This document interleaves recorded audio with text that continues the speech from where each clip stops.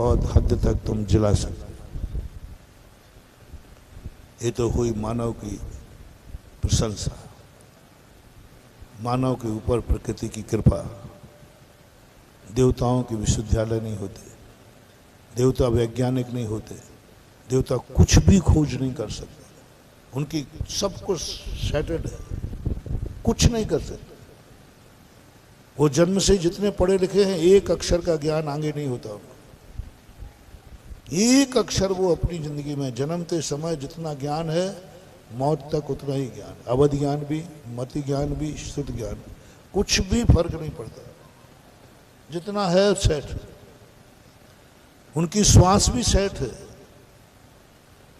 इतने दिन के बाद श्वास लेना है, बीच में वो श्वास नहीं ले सकते, वो कुंभक रेचन नहीं कर सकते, कुछ नहीं कर सकते, वो हापी नहीं ले सकते, ज्यादा नहीं ले सकते, रोक नहीं सकते, फिक्स है। देवताओं का सब कुछ प्रकृति ने कर दिया, तुम कुछ भी नहीं करोगे, मैंने जो कर दिया वही करो। लेकिन मानव जाति को कुछ भी फिक्स नहीं किया, बोले इसको छोड़ दो सब, ये मेरा लाडला बेटा, छोड़ दो। जब श्वास लेना चाहे लेगा, जब छोड़ना चाहे तब छोड़ेगा। देवताओं को मरने तक का अधिकार नहीं दिया, नारकियों को मरने तक का अधिकार नहीं दिया। मनुष्य को प्रकृति ने कहा ठीक है, जब मरना चाहे तब मरे, नहीं मरना चाहे तो ठीक है।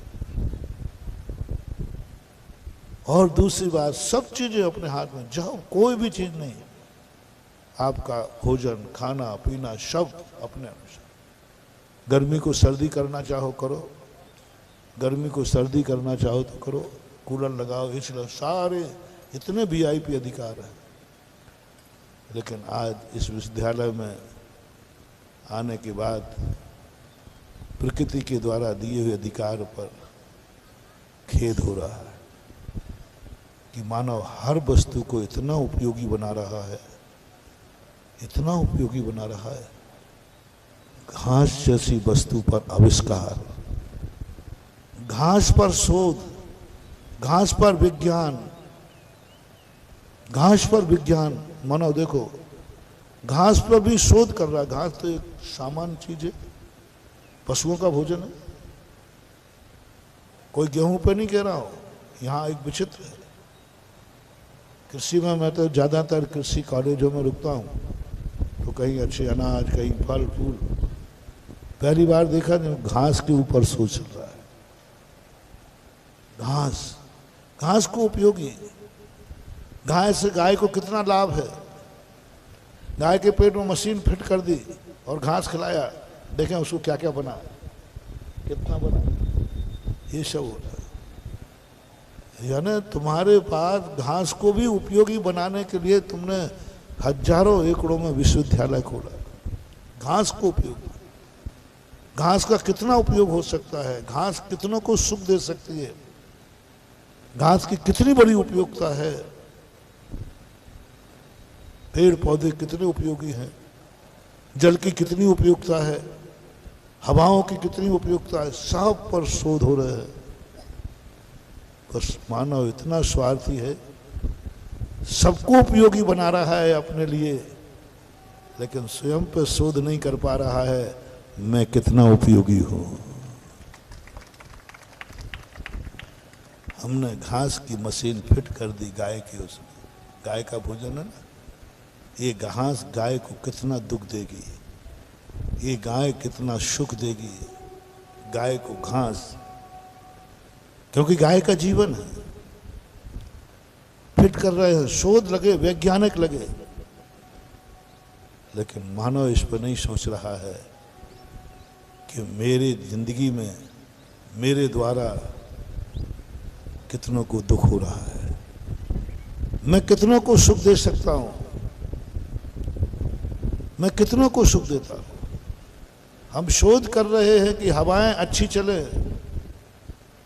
लेकिन हम शोध नहीं कर रहे हैं कि हम हवाओं को कैसे शुद्ध रखें। हवा मुझे कैसे शुद्ध करेगी, ये तो खोज हो रही है, लेकिन मैं हवाओं को शुद्ध कैसे रखूं? प्रति वर्ष प्रदूषण बढ़ रहा है। हर व्यक्ति जल का शोध कर रहा है कि मैं जल को कैसे अधिक उपयोगी बनाऊं, अधिक शुद्ध पवित्र बनाऊं। लेकिन मानव कभी नहीं सोच रहा है कि मैं जल को कैसे शुद्ध करूं, सारी नदियां गंदी कर दें, सारी नदियां गंदी कर दें। हमने कभी नहीं सोचा कि मैं प्रकृति के द्वारा दिए हुई मेरे पास शक्ति है कि जल मुझे शुद्ध करता है, तो हम जल को भी कितना मैं उपयोगी सिद्ध हूं जल के लिए, मैं उपयोगी शुद्ध हूं वनस्पति के लिए, मैं कितना सुख दे सकता हूं वनस्पति को, मेरा कितना उपयोग है वनस्पति के लिए, वनस्पति मेरे लिए कितना उपयोग है, इसके लिए कॉलेज हो रहा है।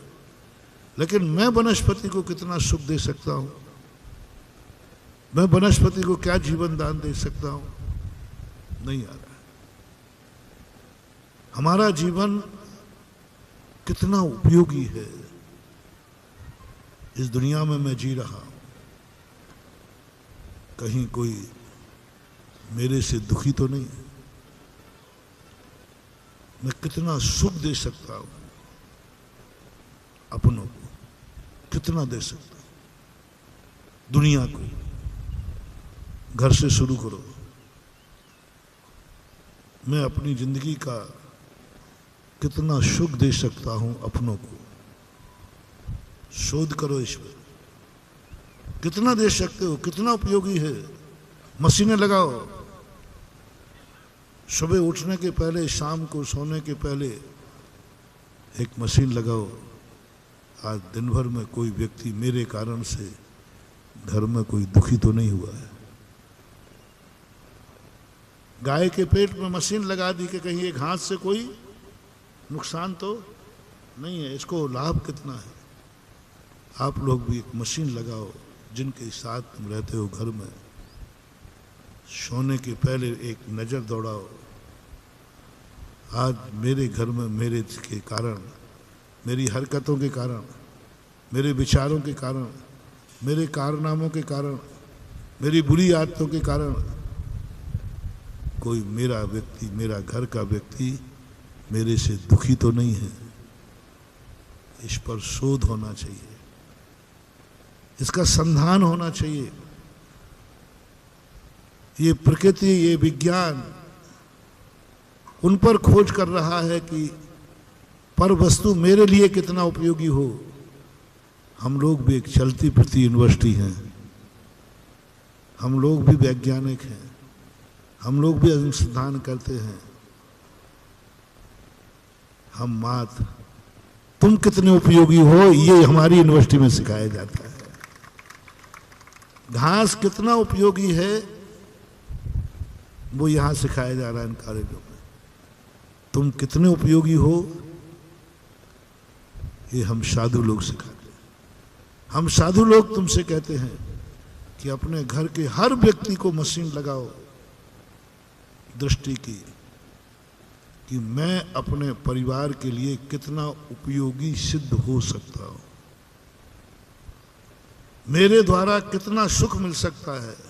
जैसे घास के द्वारा गाय कितना सुखी रह सकती है, वो कितना दूध दे सकती है, कितना सुख रह सकती है, ये प्रयास यहां किया जा रहा है।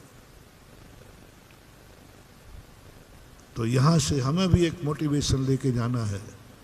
हम अपने परिवार को कितना सुख दे सकते हैं। सोने के पहले सबसे पहले ये विचार करना है, और उठने के पहले, उठने के बाद ये विचार करना है कहीं मेरे हरकतों से कोई दुखी तो नहीं हुआ, परेशान तो नहीं है। मैं मनुष्य हूं, प्रकृति ने मुझे सुखी होने का और सुखी करने का दिया है, कोई दुखी तो नहीं हो गया। दुखी हो गया है तो तुरंत अपना अनुसंधान बदलो। गाय को घास खिलाया, उसको दुख हुआ, दस्त लग गया, कोई बीमार हो गया, तुरंत डॉक्टर अनुसंधान बदल देता है। नहीं, आपका भी अनुसंधान बदलना चाहिए कहीं आपका पड़ोसी तो दुखी नहीं है, कहीं राष्ट्र आपसे दुखी तो नहीं है, राष्ट्र आपसे दुखी तो नहीं है। सोचना, विचार करना। कहीं कोई हवाएं तो तुमसे दुखी नहीं है, कोई हवाओं को तुमने दुख तो नहीं पहुंचा दिया, हवाओं का प्रदूषण तो नहीं कर दिया। तुम मनुष्य हो, बहुत बड़ी शक्ति हो, तुम्हारी जिंदगी में जो आए वह महान बन जाना चाहिए, उसका हिरास नहीं। हवाएं मेरी जिंदगी में आ रही हैं, कहीं ये हमसे दुखी तो नहीं है। पवित्र जल हमारी जिंदगी में आ रहा है, कहीं ये हमसे दुखी तो नहीं है। पेड़ पौधे हमारी जिंदगी में आ रहे हैं, कहीं हमसे दुखी तो नहीं है। 24 घंटे एक महावीर स्वामी का सबसे बड़ा संदेश यही था, जियो और तुम सुखी हो, इसमें हमें कोई आपत्ति नहीं है, लेकिन तुमसे कोई कितने लोग सुखी है आपका थर्मामीटर दे रहा हो। आप मनुष्य हैं और मनुष्य से नर से नारायण बन सकते हैं या मनुष्य बनोगे।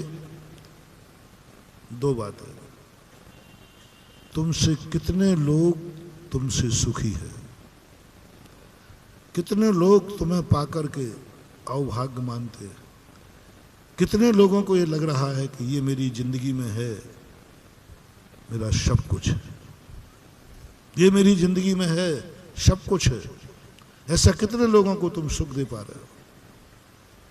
तुम्हारी हालत तो वो है कि तुम यदि बाप हो तो बेटा दुखी है, तुम बेटा हो तो तुमसे बाप दुखी है, तुम भाई हो तो भाई दुखी है, तुम पति हो तो पत्नी दुखी है, पत्नी हो तो पति दुखी है, पड़ोसी दुखी है, सारी हवाएं दुखी हैं। इस कलयुग के अंदर मानव से सबसे ज्यादा दुखी है सारी दुनिया। हवाएं दुखी हैं, प्रदूषण इतना हो गया। नदियां दुखी हैं जो हमारे वरदान के लिए बहती थी, जो हमारे उपकार के लिए बहती थी, ये नदियां दुखी हैं, इतनी गंदी कर डाली हमने। नदी को तो सुख होना चाहिए था, हमने दुखी कर दिया। हमने वनस्पतियों को दुखी कर दिया, हमने सबको दुखी कर दिया। यानी हर व्यक्ति तुमसे दुखी नजर आ रहा है। और महाराज की बात और कह दूं, ऊपर से फॉर्मेलिटी करूं कि अंदर से कह दूं? क्या जिंदगी है रे तेरी, तेरे से तेरा गुरु दुखी है।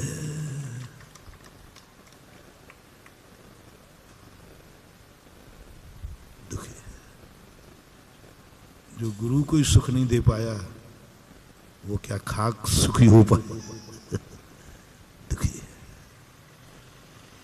महाराज जी किस बात से दुखी है आप ही बताओ।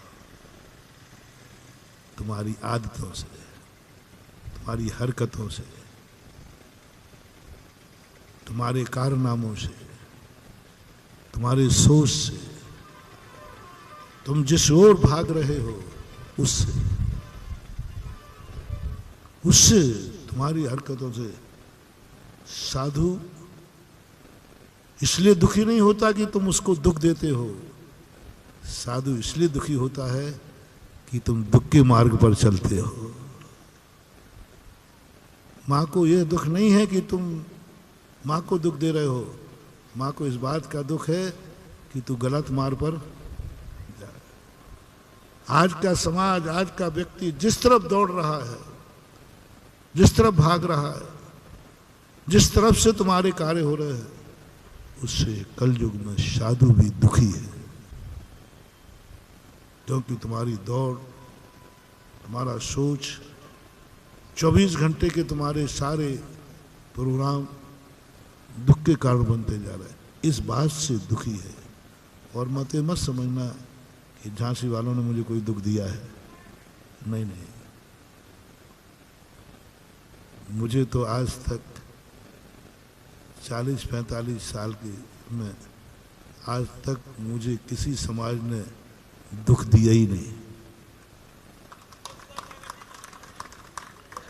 मुझे तो कभी दुख नहीं दिया, बस खेद है कि मैं दुखी बहुत हूं।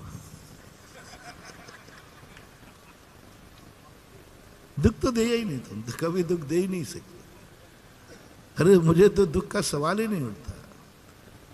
मुझे तो थोड़ा दुख हो जाए तो सारा नगर रो पड़ता है। मुझे कभी किसी ने दुख दिया नहीं, और विश्वास है तुम दोगे भी नहीं।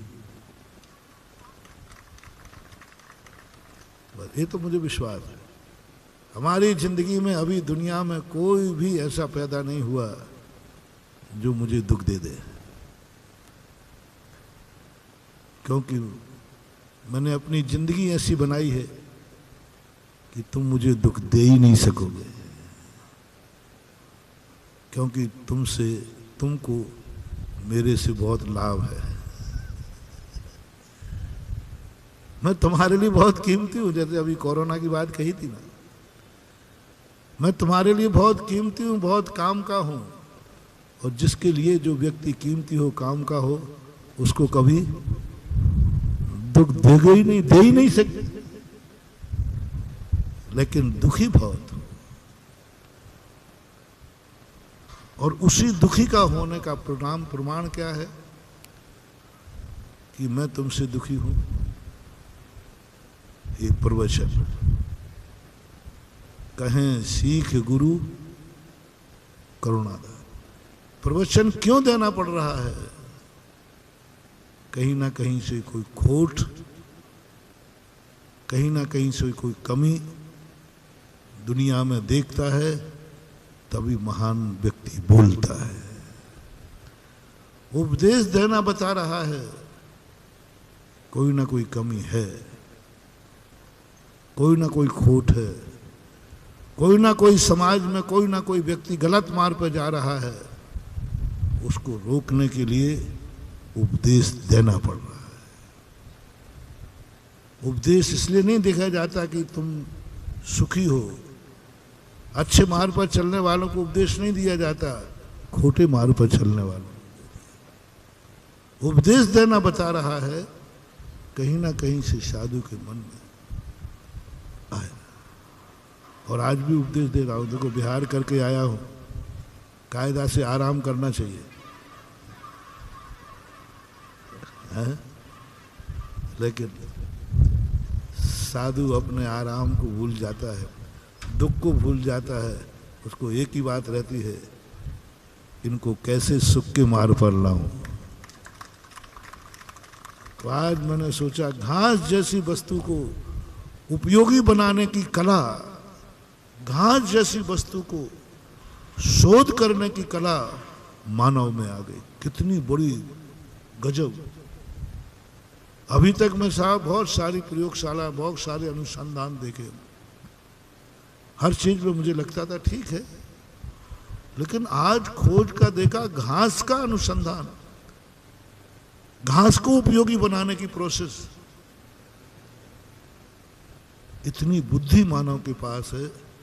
बस मैं यही बात कहना चाहूंगा, जब घास जैसी वस्तु को तुम उपयोगी मान रहे हो, घास जैसी वस्तु उपयोगी हो सकती है, तो तुम तो घास से तो बहुत अच्छे हो ना।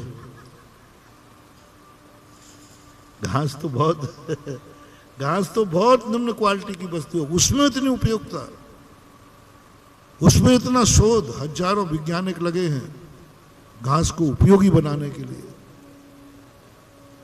बस विज्ञान घास को उपयोगी बना रहा है, और हम इस घास को उपयोगी बना रहे हैं, और ज्यादा कोई अंतर नहीं। उसको हम घास नहीं कह के भक्त कह देते हैं, और क्या। यह है उपयोगी बनाने की एक बात। स्थिति बनाना है आपको। आज इस विद्यालय से आपको एक मोटिवेशन लेके जाना है, थोड़ा शुरू करो। प्रकृति ने तुम्हें जो अधिकार दिया है उस पर शोध करो, अनुसंधान करो, और शुरू करो जो जो चीज तुम्हारे जीवन में आई है, पहला शुरुआत करो उपकारी से। 2 बातें कह रहा, सुने सुने शांति, 2 मिनट और है। पहला शुरुआत करो उपकारी से।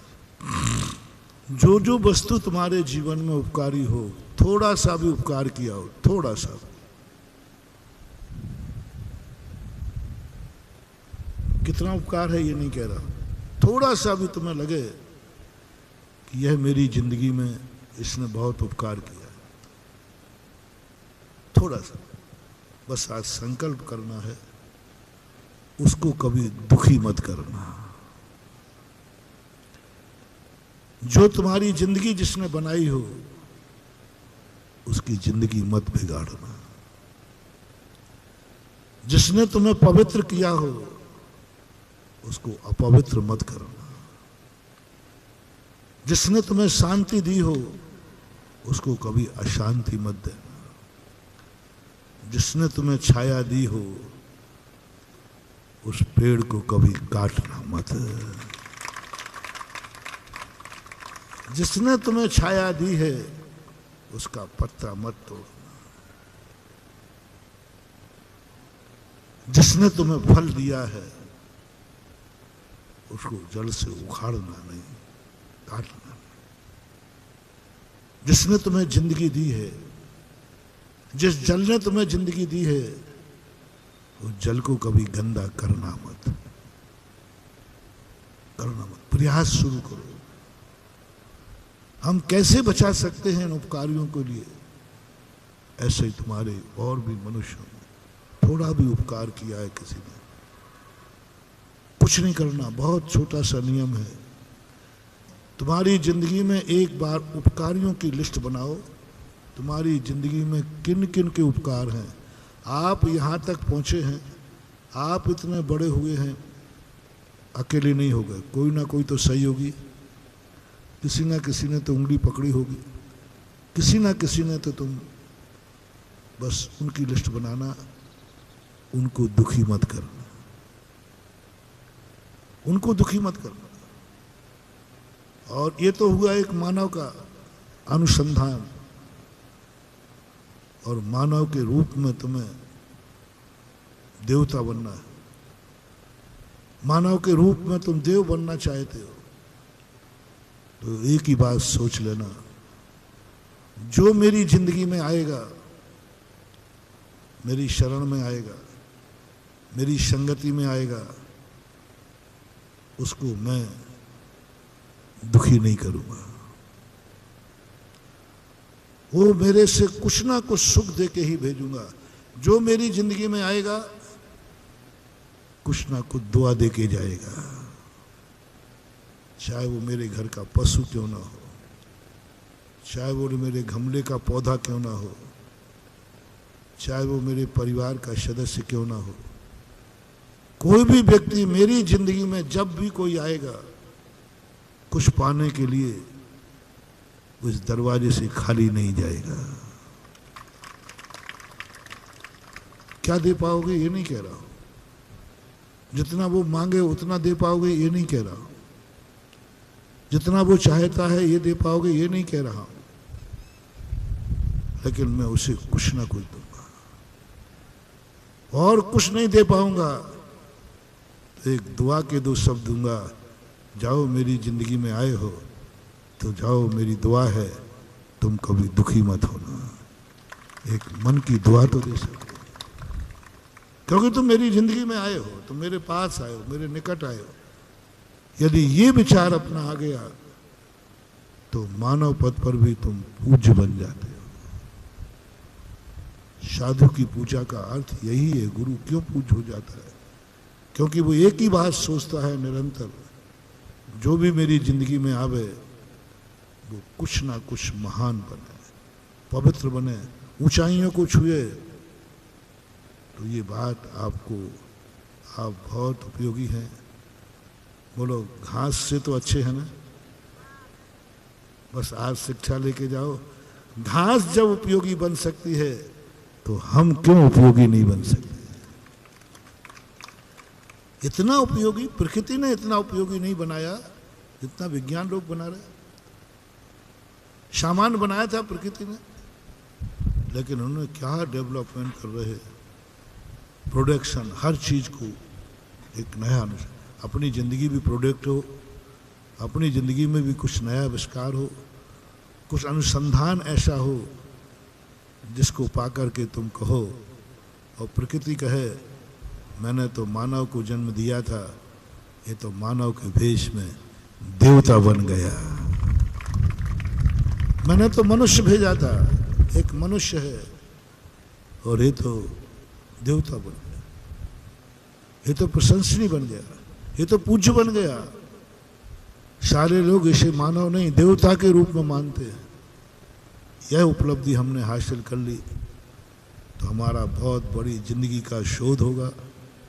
यदि इतना न कर पाए तो कम से कम जो उपकारी हैं वो तुम्हारे से दुखी न हो जाएं, इसका ध्यान रखना। समय आपका हुआ है। महावीर भगवान की जय। भगवान श्री सुधा सागर जी महामुनि